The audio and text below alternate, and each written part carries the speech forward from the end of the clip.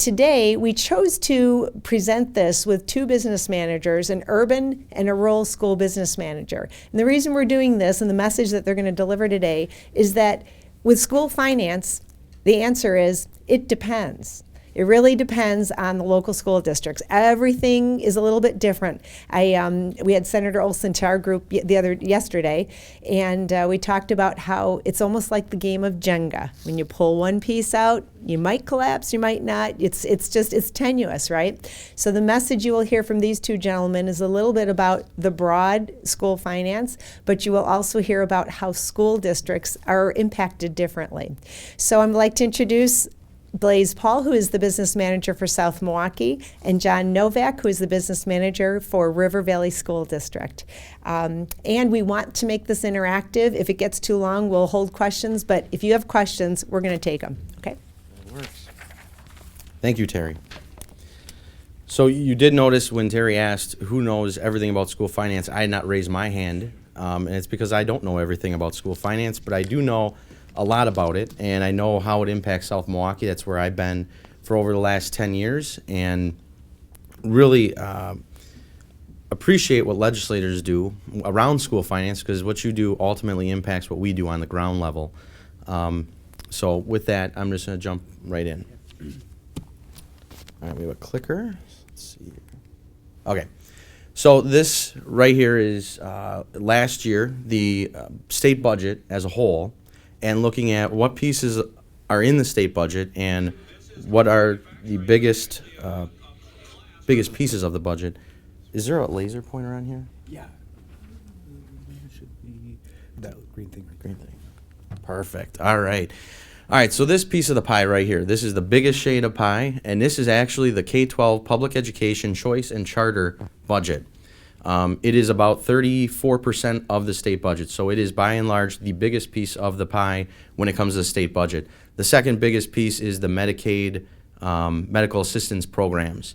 So we know, schools know that both programs are extremely important, and they vie for probably the precious or few dollars that are available in the state budget. The other half of the budget is made up of many different things that overall, neither one rivals what these two pieces of the pie account for. Now, with the pieces of the pie that you see for the K-12 education, there's been a significant change in that amount over time in the state budget.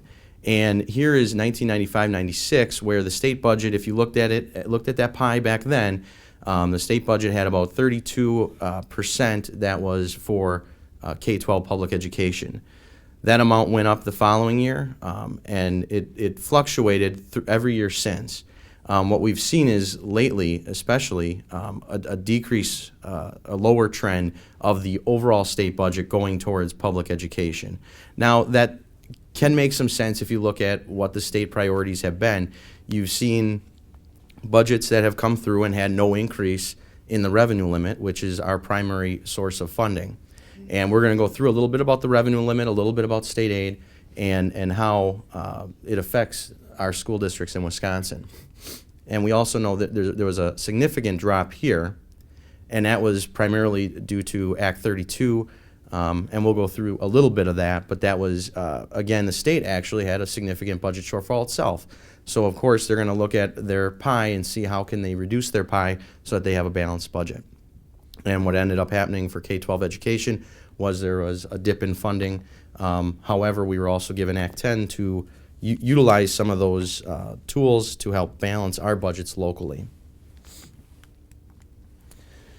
So public schools, what I wanted to do, now this includes not just our operating funds, but it also includes our food service funds. What you might not know is school districts do a lot more than just educate kids. We feed kids and students. We have community service funds where we help the community as a whole and really provide opportunities for recreation programs that can really enrich the community. And in this slide, we have three different pies, and it compares an urban district, a suburban district, and a rural district. And these are average, so by no means is this, you can't go to a rural district and say this is exactly how your funding works out, because it's not going to be the case. It's the average. And this goes to what Terry was saying. It depends everyone is funded a little bit differently. We all are subject to the state equalization aid formula, and we're all subject to revenue limits. Those are our two primary pillars of school finance. And in an urban district, on average, the state funding is about 54%, which leaves about 28% to be done locally, and then the remaining from federal grants, or in this case, because we also have food service in here, federal food service aids, and then a little bit from other sources, for instance, like interest revenue or student fees, or in South Milwaukee's case, one of our big revenue drivers is open enrollment.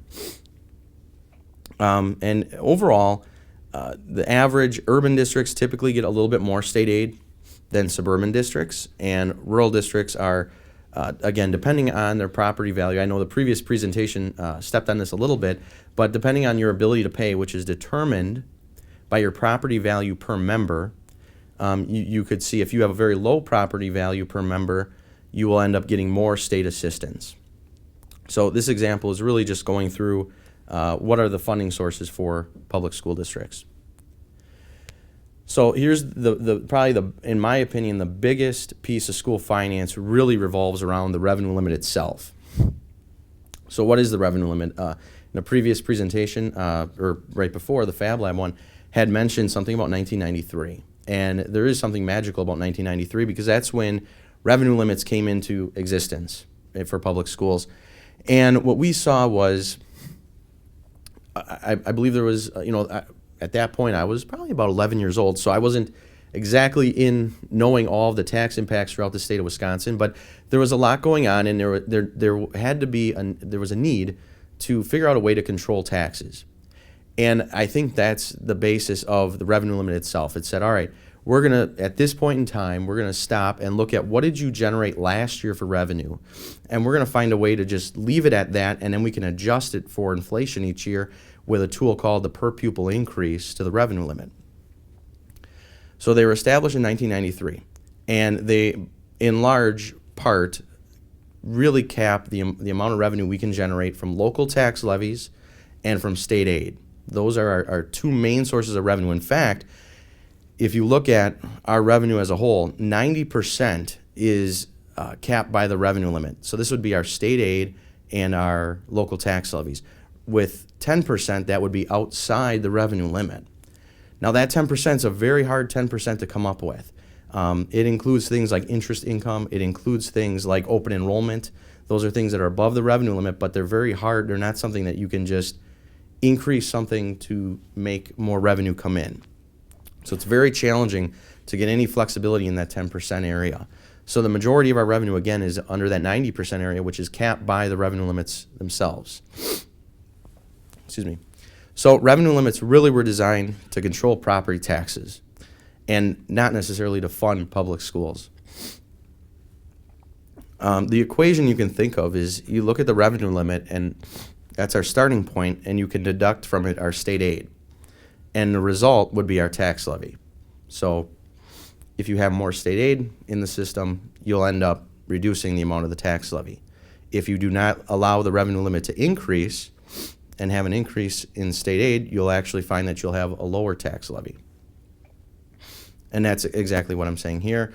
The zero revenue limit adjustments combined with state equalization aid increases to a specific school district will result in reduced local tax levies and not additional funding for students and for programs.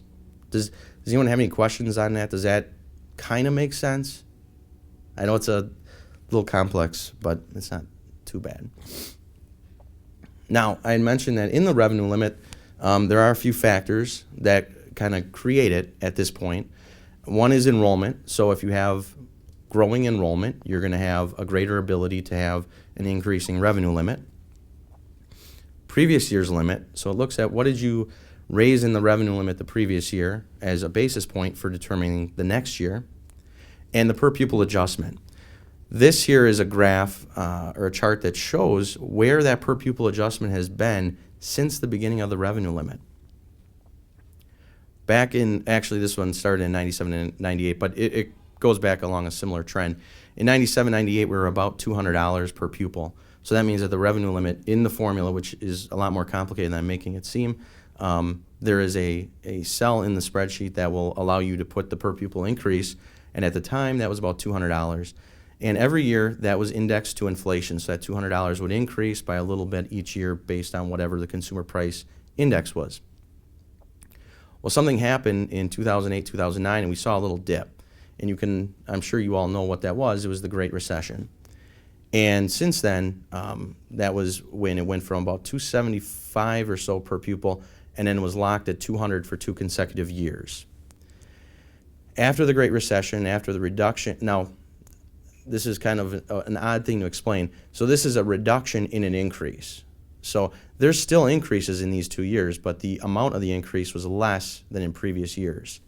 So we had a reduction in the increase, and then in 2011-12 here, we saw a pretty, it wasn't a matter of not getting enough of an increase. We actually had a pretty significant decrease.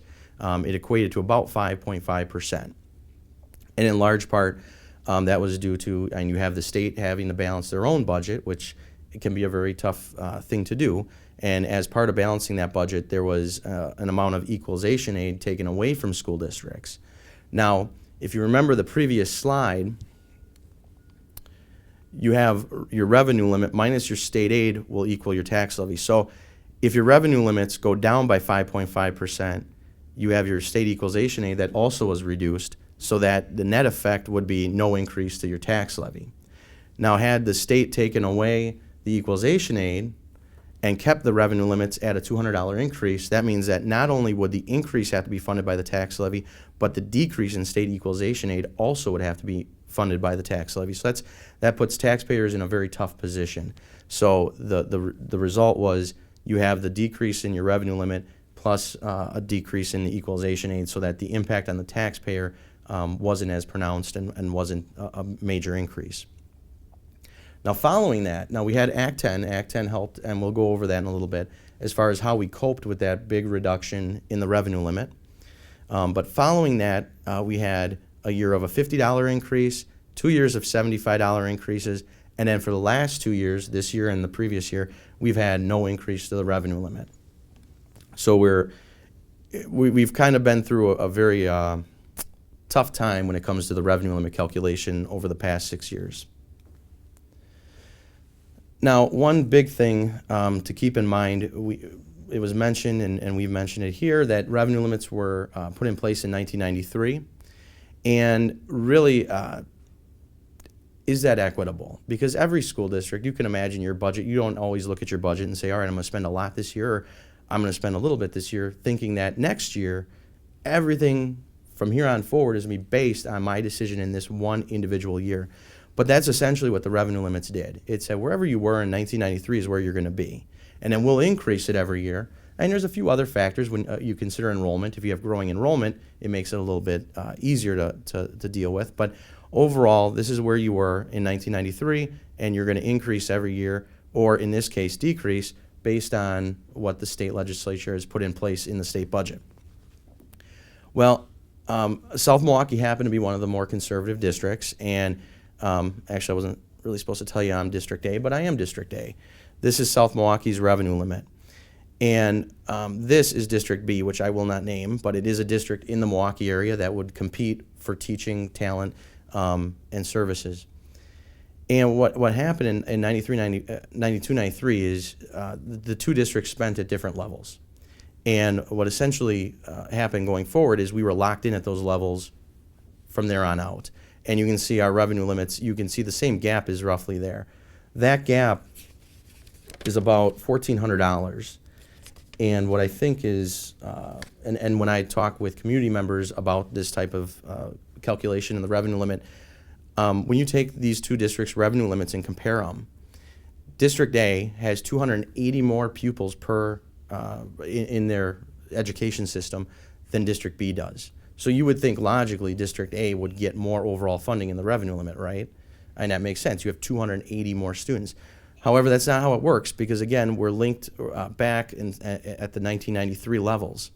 What actually ends up happening is that district that has 280 more pupils is actually receiving $1.2 million less than District B. Well, that puts District A at a pretty big disadvantage. So this is one of those issues with the revenue limit that needs to be looked at in looking at is it fair that the revenue limit locked one district in at 97, what now with inflation adjustments and changes throughout the legislature has locked them in at 97.79, whereas this other district is at 11,247. So I think that is a worthy discussion that we'll have to have at a future time. But when you look at the revenue limit, it really is an inequitable system because it's all built back onto what happened in 1992-93.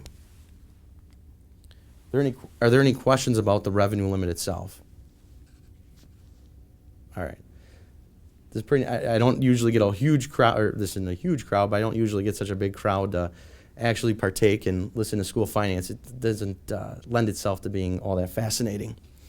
All right, so now we're going to go to the other big pillar of school finance, which is the state equalization aid formula.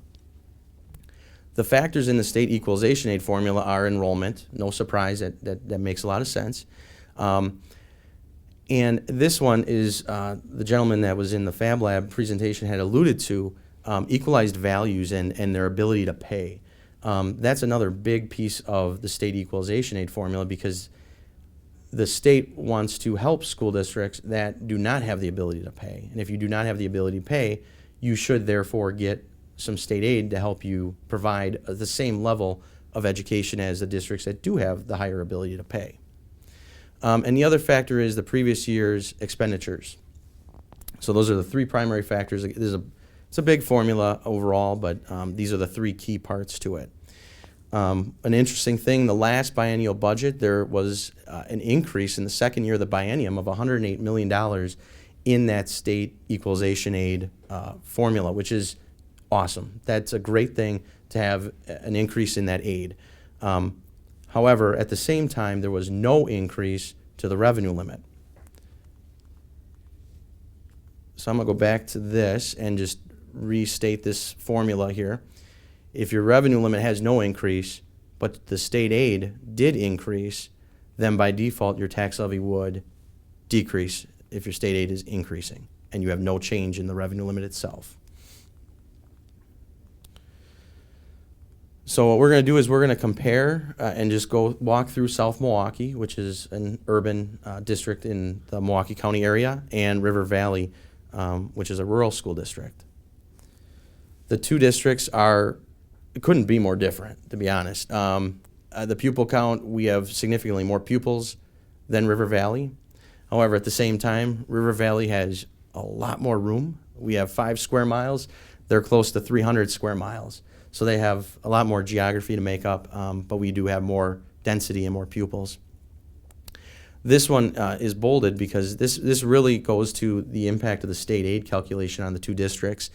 The property value per member. So this basically, to make it really, this is simplifying it a lot, but just looking at the total equalized value of the district and dividing it by the number of pupils they have. And that gives you their property value per pupil, which ultimately determines their ability to pay. And you can see South Milwaukee is at about $354,000 of property value behind each individual pupil, whereas River Valley has a little less than double that at $668,000. So in the state aid formula, the way it would perceive this is it would say, River Valley, you have a higher ability to pay. So you, therefore, do not need as much state assistance in the equalization aid area. And sure enough, when you look at our state aid per pupil, it lends itself to seeing this exact result. You see that South Milwaukee gets $7,200 in state aid per pupil, whereas River Valley is at $3,700 per pupil. So the state aid formula is working exactly as it was designed to do. Now, here's a little bit of the tricky part is our revenue limit per pupil is different because, again, it all goes back to where we were in 1993. And South Milwaukee's revenue limit is $9,779 per pupil, whereas the revenue limit for River Valley is $10,075 per pupil. Not a huge difference, but when you take that, multiply by the number of pupils of over 3,000, it can add up as to why, how much funding South Milwaukee might not be getting under the revenue limit versus River Valley. And I would say River Valley is below the state average as well. I think that average might be around $10,500 in revenue limit per pupil. then the result would be, you look at, you got your state aid amount, you have your revenue limit amount, so then by default, for the most part, your local tax base is the last piece. And for South Milwaukee, our taxpayers would then pay $2,498 per pupil, whereas River Valley would be at about $6,200 per pupil. Again, going back to ability to pay, and that being defined by how much property value do you have behind each student. And that is exactly what the state aid formula does, and the result is not shocking. It makes perfect sense. They have more property value, higher ability to pay. That means that locally, their levy would be higher than South Milwaukee. Then one last calculation is just looking at the levy rate per 1,000. Now this would include referendum debt and anything that would be community services levies, those types of things. South Milwaukee is at 11.26 and River Valley is at 10.72, which essentially means that for every $1,000 in property value, your taxpayer will pay $11.26 on that. Now that is not actually what happens, because there is some other funding sources that go directly to the taxpayer from the state of Wisconsin. Those we'll talk about in a little bit. Those are called school levy credits and first dollar credits. So that will ultimately decrease that levy rate in the end.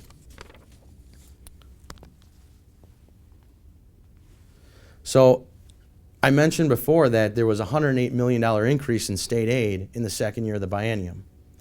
And what I wanted to do was just look at South Milwaukee and River Valley and look at what happened to the two districts, because even though there was an increase in overall state aid, it doesn't mean that it's going to translate to an overall increase in state aid for each individual district, because the formula takes more than just how much does the state have coming in to the local school districts. It has enrollment, and it has the ability to pay as other factors in the formula.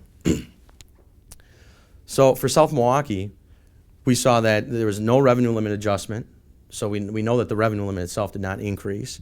However, we did get a 4% equalization aid increase. That's a good thing for South Milwaukee. That means that we're going to get more state aid. If the revenue limit didn't go up, which it didn't, that equalization aid increase will then result in a decrease on local taxes, which is exactly what happened for us. No revenue limit adjustment, but our local taxes decreased. So that was a good, that annual meeting was a pretty fun annual meeting, because we were able to say, hey, look, our taxes are going down. We didn't get any more money to actually fund programs and grow the programs. We did get more state aid, though. And the state aid functioned 100% as tax reduction, but not as investing in increasing or modifying programs.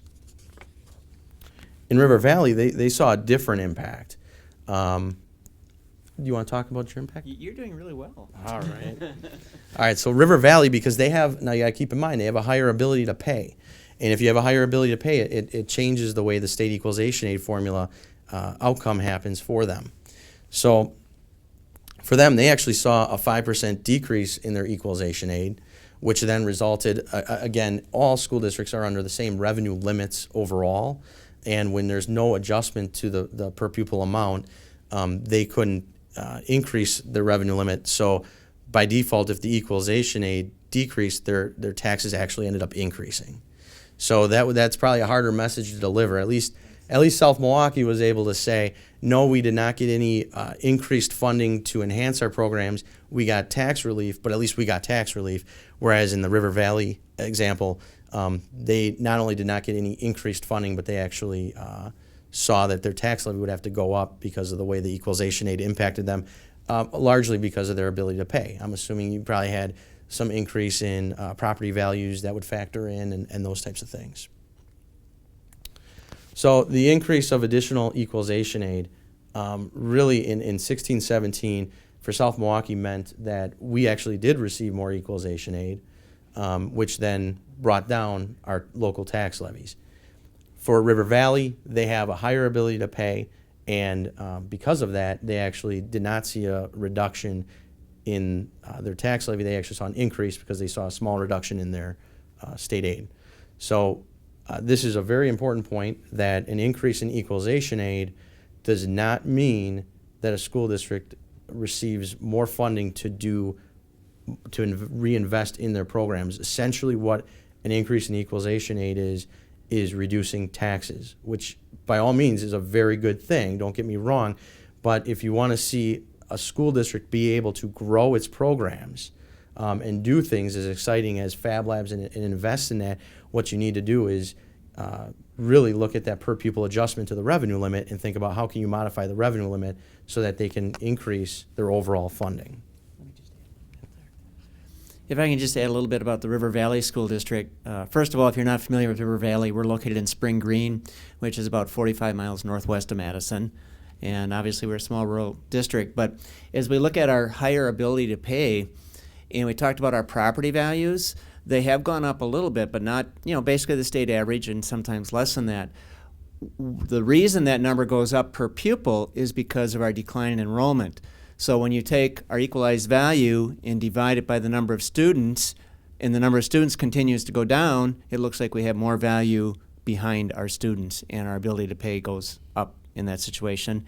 And as you noticed on that previous slide, we lost 5% in state aid because our property values look like they're going up per student. Very good point. Lots of moving pieces in the state aid formula and the revenue limit for that matter. So it really, you got to look at it, like Terry was saying, it depends. You got to look at every district individually because the way a legislative change can impact them could be drastically different between two districts. So, all right, we're going to try to make this a little interactive here. Terry wanted to try to bring everyone in on this. So we have a multiple choice question. If an individual district received an increase in equalization aid, right? So their equalization aid is going up. Will it definitively mean that they will see an increase in their local taxes? Will they see an increase in their revenue limit? Or will they increase the district's operating budget? Now again, keeping in mind we're talking about an increase in equalization aid. Or will it do none of the above? Anyone? D, exactly. My wife's a teacher. She said, never give a none of the above. I'm like, I have to, because then it allows me to do this. The answer, none of the above. An increase in equalization aid to a district will decrease the tax impact and will not allow for increased funding for the district under the revenue limit. If you want to change the amount of funding, the overall amount of funding a school district can get, you have to increase the revenue limit, not increase equalization aid. All right, so now we're going to go shift from state aid to the revenue limit here. Setting the revenue limit per pupil to $0 will it increase local taxes? Will it increase the revenue limit? Will it increase a district's operating budget? Or will it be D, none of the above?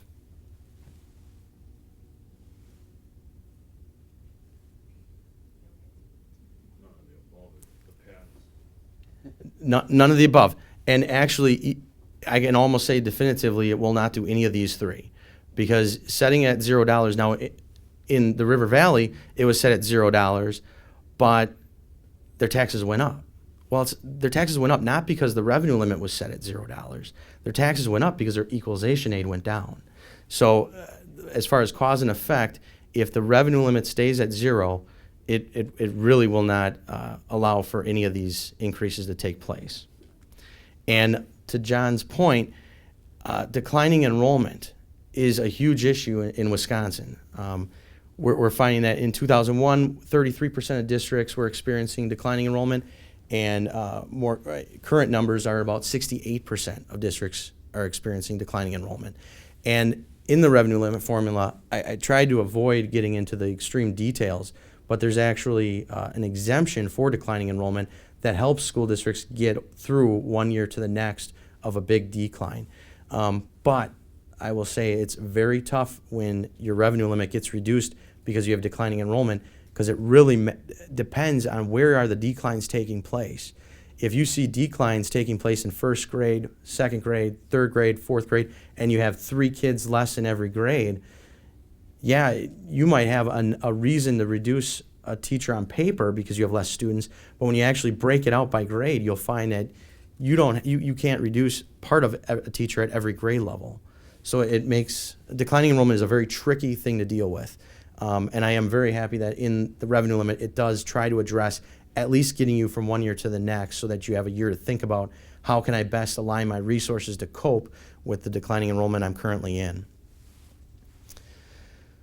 This here is just my, when you guys end up doing the state budget and you start, having the state statutes amended to match, what the state budget is doing.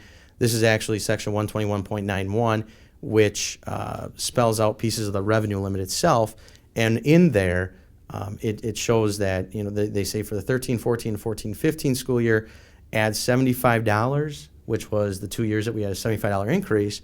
And then it said, and in calculating the limit for 15-16 and every school year thereafter, make no adjustment to the result. That means that the revenue limit right now in state law will not increase unless it's an act of the legislature to say we should, add funds to the revenue limit.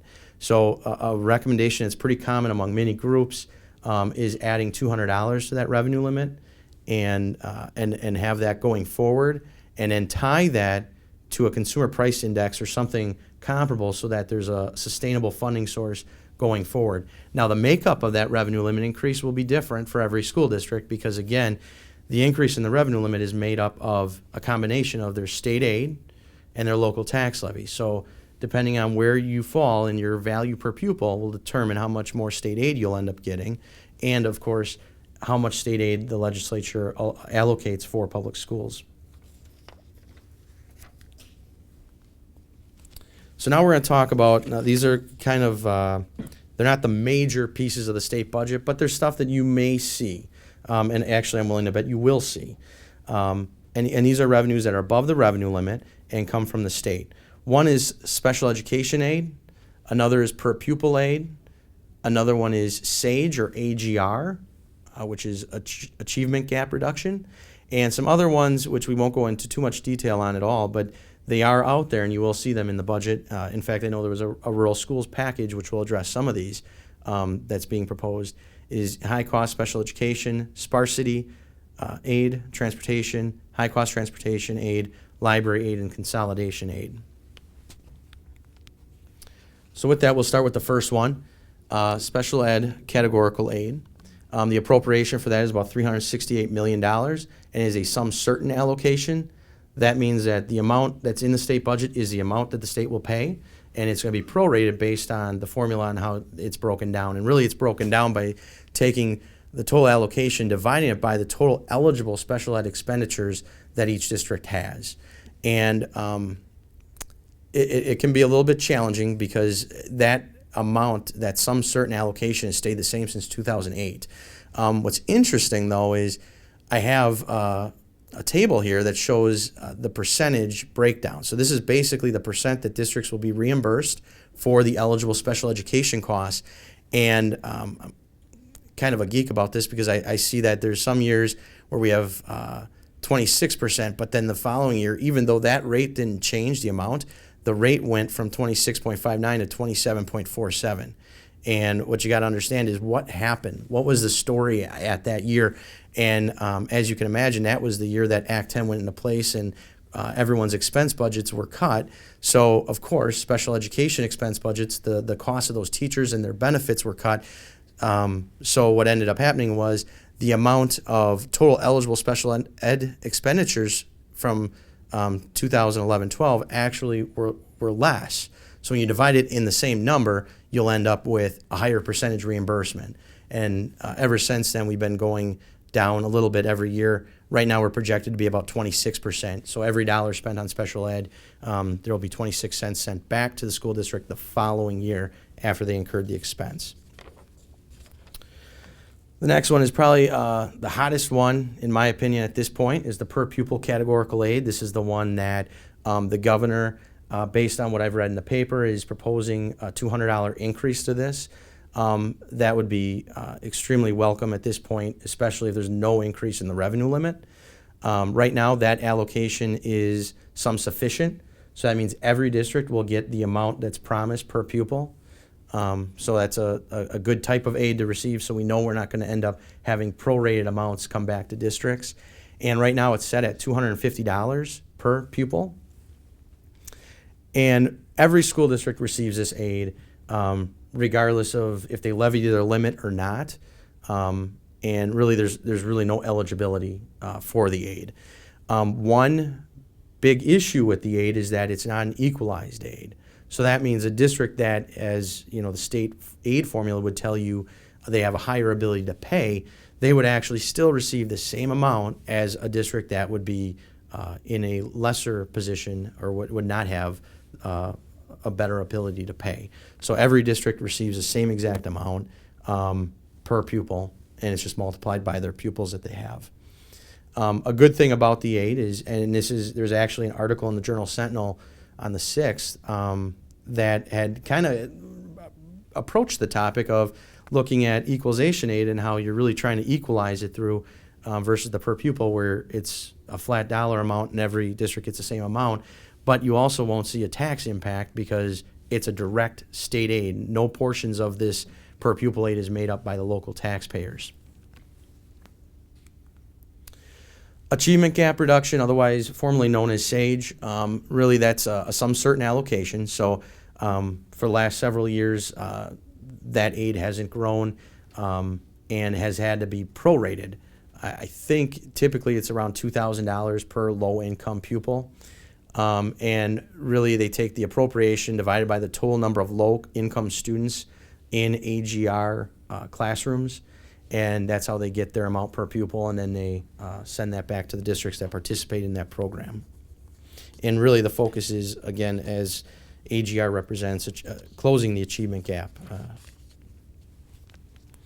So some other odds and ends we want to touch on is the school levy credit, Act 10 tools and current funding challenges in a post-Act 10 era, referenda, voucher school expansion, and burdensome and costly regulation. Do you want to back up and just talk a little bit about the high cost of transportation scarcity? Sure. Yep. We're going to back up just a little bit. Blaze mentioned the rural schools proposal that is out there that is obviously very welcome from the governor as well. I'm not the best person to talk about it because River Valley is one of these schools that just kind of misses everything. But sparsity aid is one of them that the governor's making a proposal to put additional monies into, as well as raise the enrollment cap on that up to 1,000. And again, those are very welcome figures. However, for River Valley, while we're very sparse at 4.5 students per square mile, our enrollment is about 1,300, so we're above that cap and we wouldn't see any portion of that.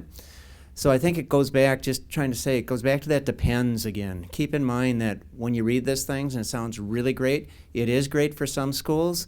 I think it's about 48 schools that are going to come into that sparsity aid because of that, so those 48 schools obviously welcome that, but there's still a lot of schools that are missing out on that and have to find other ways to do that. The same thing with the high-cost transportation aid, that you have to be under 50 students per square mile. Again, we're 4.5. But then you have to be 1.5 times the average spent on transportation. Guess what? River Valley's 1.4, so we just missed that as well. But they're welcome programs. They're needed within the district. It depends on which school district you are on how it's going to affect you.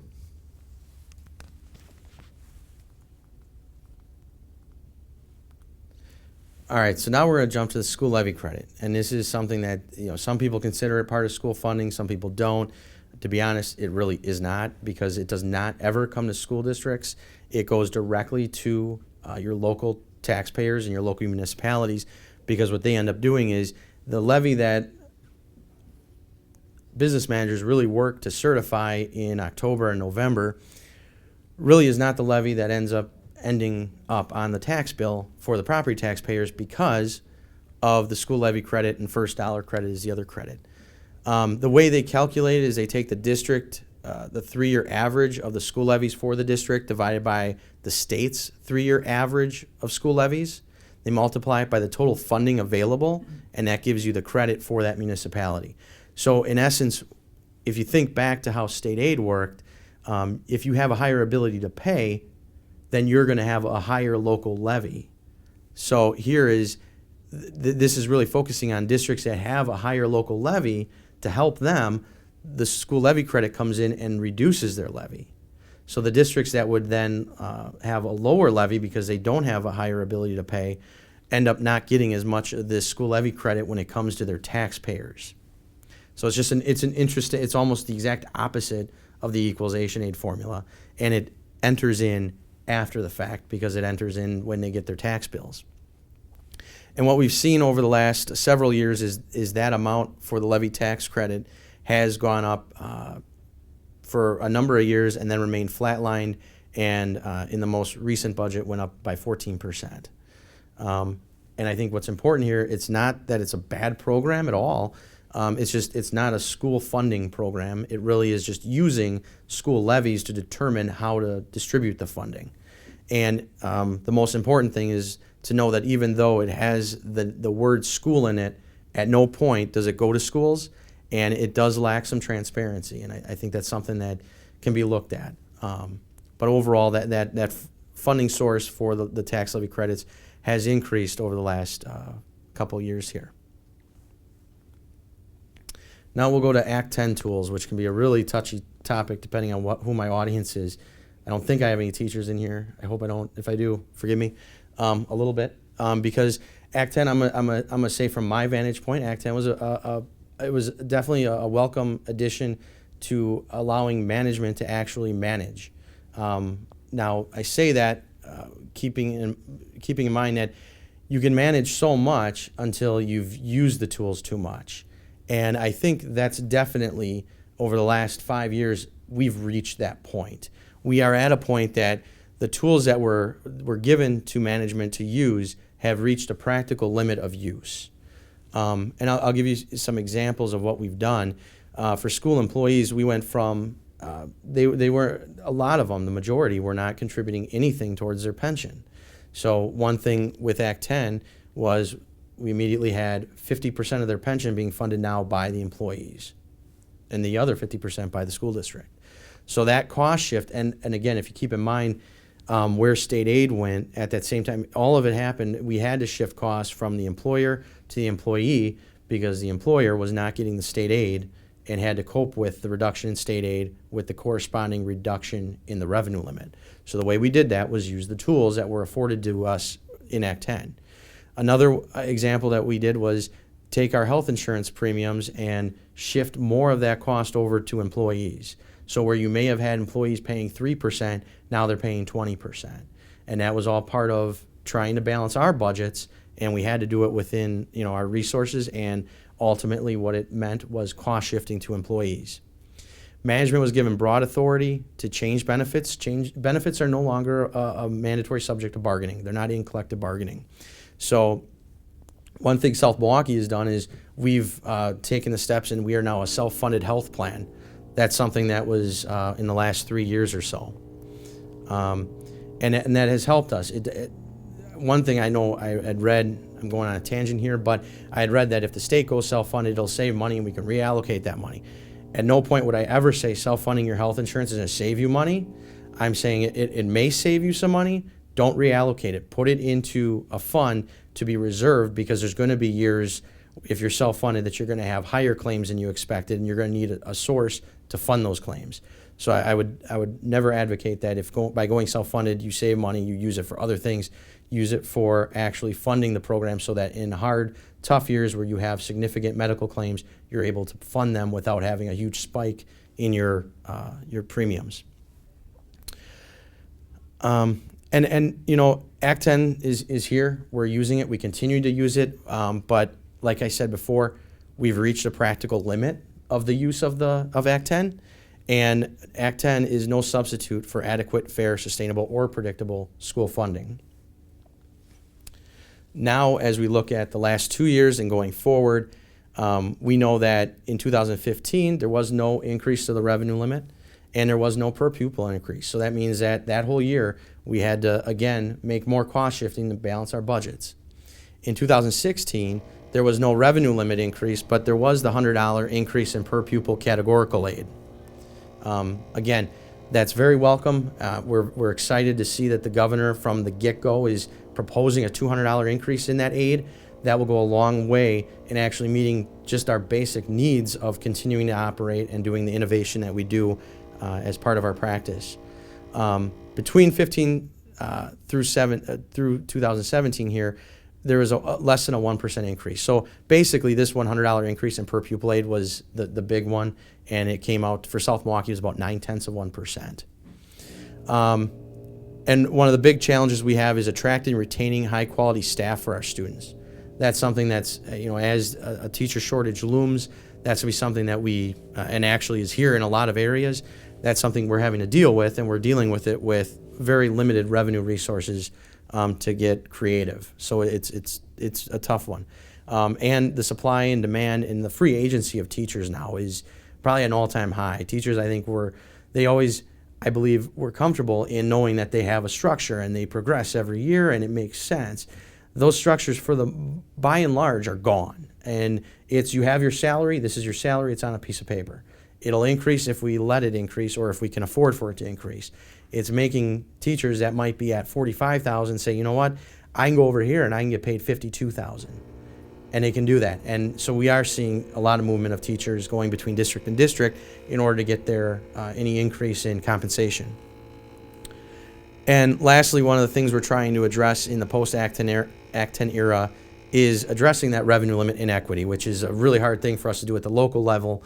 Essentially, what we have to do at the local level to address that is we need to look at our local tax base and say we need a revenue limit referendum to be able to increase our spending authority so that we can get closer to what our neighbors are.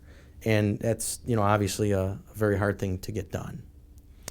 An interesting piece is operating referendum. We've seen, and not necessarily an increase overall. I mean, it's kind of spiked here and there, and I think largely follows, what's happening in the broader economy.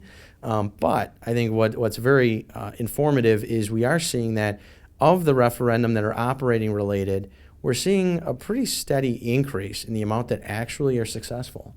So what that tells me, and what tells a lot of people, is that the appetite for the taxpayers to fund their schools, they see what's out there and what the schools are up against, and they're voting yes, and then they're actually supporting the public schools in their endeavor for the increase in their revenue limit.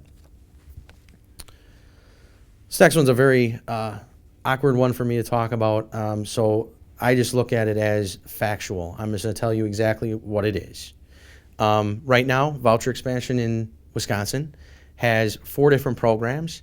Right now it's funded at $250 million, and it's a sum sufficient allocation. Remember, that's probably the best one you can have because you're going to get your money, whereas a sum certain means you may be prorated. And the 4 programs are the Milwaukee Parental Choice Program, which is, I think, the original. It goes back to the 90s, maybe even before then. The Racine Parental Choice Program, the Wisconsin Parental Choice Program, and the Special Needs Scholarship Program. So those are the 4 voucher-related programs that are currently in existence, with these 3 really being the new ones.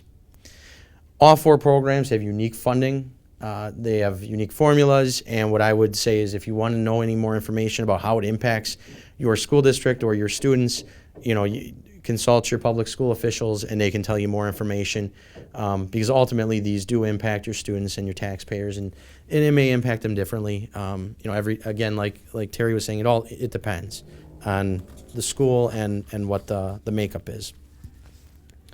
All right, so I got 2 more slides. I think we're right on target. All right. Burdensome and costly regulation. This is something I think a lot of people can identify with, and if there's legislators and staffers of legislators in this room, just know that anything you pass, we have to deal with, and that's okay. We're willing to deal with it, but we need to know about it. And we tend not to like things that are burdensome. At the federal level, my example is the Affordable Care Act. I'm not saying I'm for it or against it, but I don't think I need to say anything else because it is burdensome. There was a lot of pieces to that thing, and I know I've spent hours, if not days, trying to learn about all the ins and outs and how we have to comply with the Affordable Care Act. At the state level, we had the civics test, which had no funding attached to it, so it's something we had to deal with. And another one from the state was, instituting reading screeners, which are completely welcome. And actually, I think in South Milwaukee, we use PALS, and it works phenomenally. The only problem is doing those screeners result in a lot of one-to-one time between the teacher and the student, which then leaves 26 other kids without anybody. So we, of course, would have to hire subs or aides or someone to come in the classroom while the teacher is conducting those reading screeners. So always consider the trade-off when you're looking at legislation and what are you giving up to get the legislation? What is the impact on local control? And by all means, this is something we want as a key takeaway. Consult your local public school officials because they can help you determine what is the impact going to be on your local district. So now we're almost at the conclusion here. And really, these are the 4 key concepts I want you to take away from this, is that revenue caps, which again cap about 90% of our available operating revenue, are inequitable because they're based on 1993 revenues. And districts have been locked in ever since. And that, if you go back to that example where I had 2 districts and one having 280 more pupils, but yet they get $1.2 million less in the revenue limit. It's counterintuitive, but it all goes back to the basis of the formula and where it started. The makeup of the revenue limit is, there's a portion that's taxes and a portion that's equalization aid. And how it is going to impact your district is dependent on the variables in the equalization aid formula that are unique to your school district. The state equalization aid formula largely operates as a tax relief formula. So if you put more money into state aid and you don't increase the revenue limits, the result is going to be more than likely for that school district is a reduction in local tax authority. And this one, I'm going to say it again, but school officials are available to discuss the impact of any legislation that's pending or anything that you're looking at.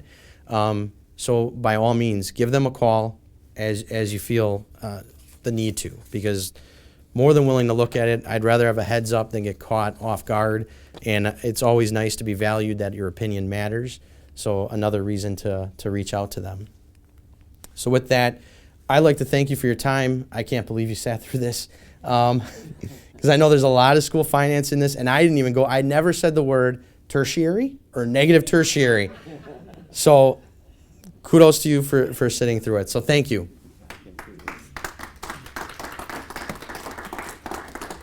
See if there's any specific. That's a good question. Yes. The question was, would it be logical or would it be a correlation that you would see a decrease in state aid correlating to a decrease in enrollment statewide? I think that there could be some piece of that would be. Yep. Do you want to answer or? No, I mean. Oh, absolutely. And yeah, we didn't even mention in a district with an increasing enrollment, you'd imagine now if they're set at one amount of kids, now we have more. We're growing, and there's district. I have a neighbor that's grown by 78% over the last 15 years. They're called Oak Creek. And they do have that challenge where they're building more and more buildings because they have the need. They need to grow their capacity. So, yeah, good question. You probably want more of this, so sign up for 101 or 102, or then you'll learn tertiary and some of the other good stuff. I don't know. Thank you guys so much. Yep, no problem. Thank you.